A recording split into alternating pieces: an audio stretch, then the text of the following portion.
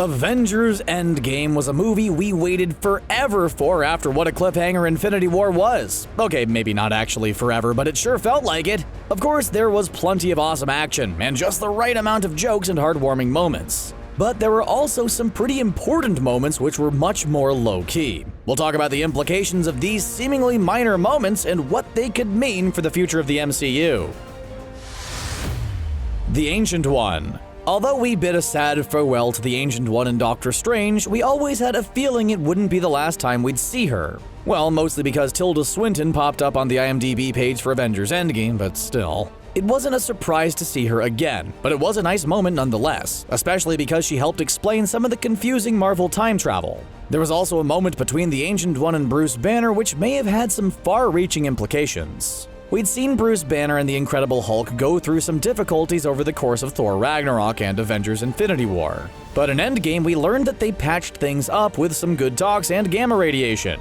Don't try that at home, kids. The result was a character known in the comic books as Professor Hulk, a fused entity with the strength of the Hulk and the brilliance of Bruce Banner. However, when the Ancient One gave Professor Hulk a little magical shove, the astral form of Bruce Banner emerged while the physical Hulk remained frozen. Could this indicate that the fusion between them isn't permanent and may be undone at some point in the future? Harley Keener.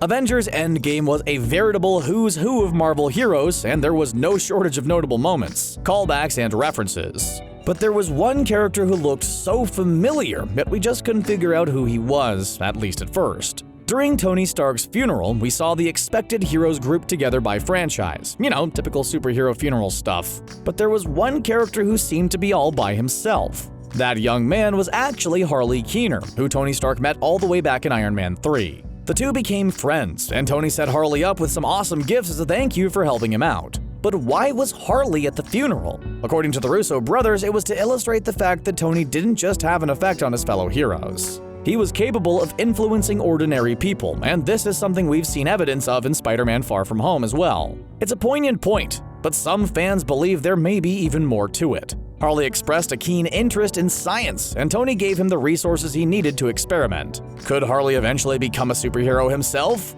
There's a hero in the comic books called Iron Lad who models his suit after the one worn by Tony.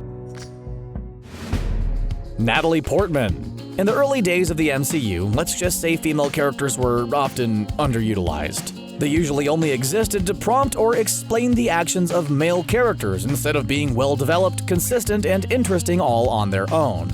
Jane Foster from the Thor franchise was a prime example of this, and although some fans were surprised she didn't appear in Thor Ragnarok, most people weren't that disappointed. But Jane didn't get sidelined for story reasons, but rather because of difficulties with Natalie Portman. Allegedly, she didn't get along with Alan Taylor, the director of Thor: The Dark World, and declined to return for the third movie.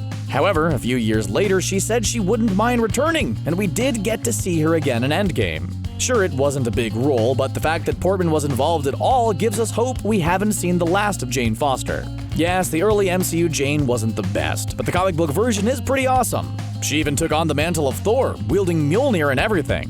With the original Thor off-world and Valkyrie in charge of New Asgard, it might make sense for Jane Foster to step up as a hero in the MCU. Captain America. Going into Avengers Endgame, one of the prevalent theories was that we'd be saying goodbye to at least one of our heroes. After all, Infinity War did a pretty good job of highlighting that there are just so many characters in the MCU right now. On the chopping block were longtime heroes Iron Man and Captain America.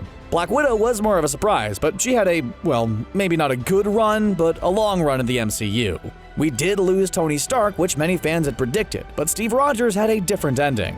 He went back in time to live out his life with Peggy Carter and ended up in the present-day MCU significantly older and unable to keep up with the physical tasks necessary to be Captain America. He gave his shield to Sam Wilson and deemed him the new Captain America. Now, this has a comic book precedence, but many fans were still surprised he chose Sam over his best friend Bucky. In the comics, Bucky does become Captain America for a while, but when the truth of his time as the Winter Soldier comes out, the public decides he's unfit to be called Captain America. Could this be a hint that Bucky's past will come back to haunt him once more? A-Force. As we mentioned earlier, it took some time for female characters in the MCU to really find their stride. We didn't even get a female hero to have equal billing to a male one until Ant-Man and the Wasp, and a female hero didn't get her own movie until Captain Marvel. For some fans, including female characters in significant roles has been a long time coming, but to others, well, you can't please everyone. During the final battle of Avengers Endgame, there was a moment when all of the female heroes gathered together to strike a brief pose before continuing the fight. It was very reminiscent of the A-Force from Marvel Comics. This all-female hero team included She-Hulk, Captain Marvel, Medusa, Nico Minoru, Dazzler, and more. It's possible we could see a group like this develop in the MCU at some point. Some viewers criticize this movie moment as fan service, which is pretty hilarious considering that's like 90% of all comic book movies. After all, where would this franchise be without the fans? Timeskip. Many fans were hoping for a big time jump in Avengers Endgame, and we did get to skip ahead 5 years. That might not be too long in the grand scheme of things, but it's long enough to be relevant in this case. When we saw Cassie Lang in Ant-Man and the Wasp, she told her dad he could use someone to fight by his side.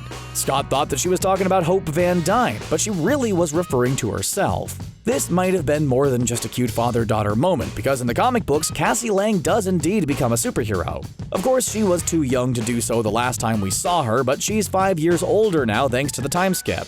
In the comics, she's known as Stature, or Stinger, and she's a member of the Young Avengers. It seems like Marvel is setting up the next generation of heroes, and we could see Cassie fighting crime sooner rather than later. Nebula. We've patted ourselves on the back for making some accurate predictions regarding Avengers Endgame, but there was one character who managed to surprise us. In the comic books, Nebula is a notorious space pirate, and although that sounds really cool, it does make her a villain. During the Infinity Gauntlet storyline, she manages to get her hands on the gauntlet and undo the decimation. But not because she thinks it's the right thing to do. Instead, she does it because she wants to upset Thanos. She's deemed way too dangerous to have all that power, so even Thanos has to step in and try to save the day by stopping her. But in Endgame, we met a Nebula who was capable of doing things other than complaining about Thanos. She really grew into her own as a hero throughout the movie, and we loved watching her learn to master alien concepts like this fun everybody keeps talking about. After the decimation is undone, Clint Barton ends up with the gauntlet, which he hands over to his ally Nebula, but of course this is the bad Nebula Thanos brought with him from the past. Her getting her hands on the gauntlet was a callback to the comics, and present Nebula taking her out was a testament to how far she's come and how different her character is now. Red Skull. Ever since Captain America the First Avenger, we've wondered, where the heck's the Red Skull? Well, we finally got the answer to that question in Avengers Infinity War. But really, it just raised more questions. The Space Stone sent him to Vormir to guard the Soul Stone. But he's less guarding it and more looking spooky and reciting rules to everybody. He could have been replaced with a strongly worded sign, to be honest. Anyway, on his list of duties is creeping people out by reciting basic facts about them. When he encounters Clint and Natasha in Endgame, he greets them by naming Clint's mother and Natasha's father. Clint isn't impressed, and Natasha is confused because even she didn't know who her father was. We know Black Widow is finally going to get her own standalone movie, and based on what happened in Endgame, it's safe to say it's going to be a prequel. The mention of Natasha's father is further evidence of this, and it seems likely that we'll finally be able to fill in some of the gaps in her backstory. Hawkeye. In Avengers Endgame, we got to see some more of Clint Barton's beloved family, well, at least for a couple of minutes before they were all dusted. Even though he had an ankle monitor, he wasn't going to let that stop him from spending time with his family. We saw him teaching his daughter, Lila Barton, how to shoot a bow, and it looks like she's a fast learner. To fans of the comic books, this seemed like far more than just a sweet father-daughter moment. It certainly seems as though Clint is training the next Hawkeye, and we can definitely see some conflict behind his daughter wanting to follow in his footsteps. Black Panther.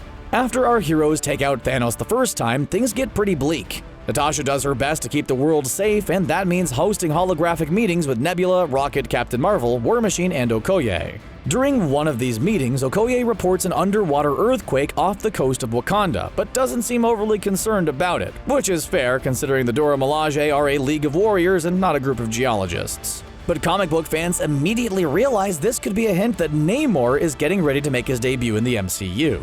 We know Marvel Studios is working on the sequel to Black Panther, and Eric Killmonger definitely isn't coming back. So we're going to need a new villain to take his place. Killmonger set the bar high, but we think Namor might make even more of a splash, and that was just one of the many ocean-themed puns that you can expect to hear from us if that happens!